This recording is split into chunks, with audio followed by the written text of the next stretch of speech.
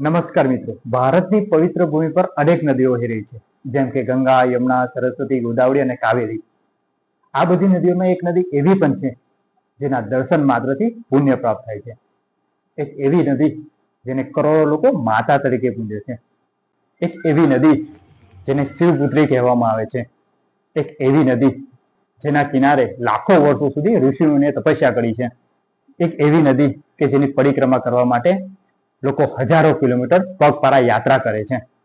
તો આજે આપણે વાત કરવા જઈ રહ્યા છે માતા નર્મદાની, ભારતની સૌથી રહસ્યમય, સૌથી પવિત્ર અને સૌથી દિવ્ય નદીની.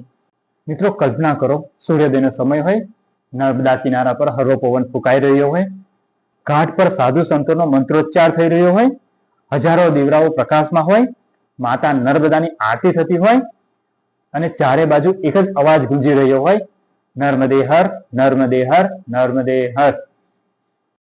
આ એક શબ્દ નથી, આ કરોડો લોકોની શ્રદ્ધા અને ભારતીય સંસ્કૃતિનો અવાજ છે.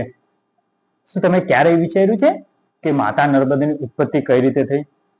શું ખરેખર માતા નર્મદાનો જન્મ ભગવાન શિવના પરસેવાથી થયો?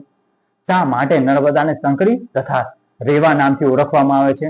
શા માટે લાખો લોકો પોતાનું ઘર, સુખ સગવડ છોડી અને પરિક્રમા કરવા નીકળી પડે છે?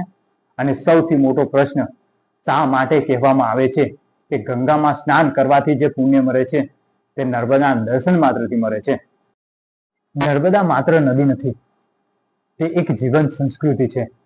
તે ભારતીય આધ્યાત્મિકની ધમની છે.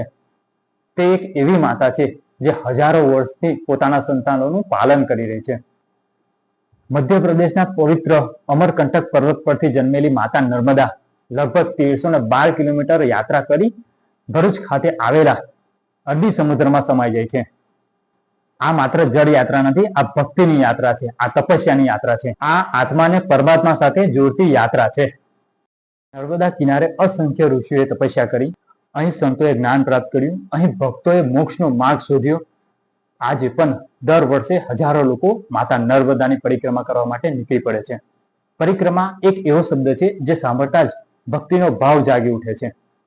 લગભગ 3500 થી 4000 કિલોમીટર લાંબી આ યાત્રા વિશ્વની સૌથી અનોખી આધ્યાત્મિક યાત્રા છે. કોઈ વાહન નહીં, કોઈ વૈભવ નહીં, માત્ર શ્રદ્ધા અને માતા નર્મદાનું નામ. આ વિડીયોમાં આપણે આગળ જાણીશું નર્મદા માતાની પૌરાણિક ઉત્પત્તિ, ભગવાન શિવ સાથેનો પવિત્ર સંબંધ, રેવા ખંડમાં વર્ણવાયેલ માતા નર્મદાનો મહિમા, અમરકંટકથી અરબી સમુદ્ર સુધીની યાત્રા, નર્મદા નદીને ગુજરાતની જીવાદોરી કેમ કહેવામાં આવે છે, નર્મદા પરિક્રમાના નિયમો અને રહસ્યો, અમરકંટક, અમલેશ્વર, ગરુડેશ્વર, ચાણોદ જેવા પવિત્ર તીર્થો, 12 લિંગનું રહસ્ય, પરિક્રમા વાસીઓના ચમત્કારી અનુભવો અને માતા નર્મદાની કૃપા. તો મિત્રો, જો તમે પણ માતા નર્મદાના ભક્ત છો, જો તમે પણ નર્મદે હર બોલો છો, અથવા જો પ્રથમ વખત માતા નર્મદા વિશે જાણવા માટે આવ્યા છો, તો આ વિડીયોના તમામ ભાગ અંત સુધી જરૂર જોજો. કારણ કે આજે આપણે માત્ર એક નદી વિશે નહીં, પરંતુ એક દિવ્ય શક્તિ વિશે વાત કરવા જઈ રહ્યા છીએ, જે હજારો વર્ષોથી ભારતની આત્માને પોષણ આપે છે. તો ચાલો નર્મદા નદીને વધુ સારી રીતે જાણવા હું નર્મદા નદીની મહાગાથા પર કુલ 8 ભાગમાં વિડીયો બનાવી રહ્યો છું. તો ચાલો જોડાઈ જાઓ મારી આ નર્મદા યાત્રા સાથે.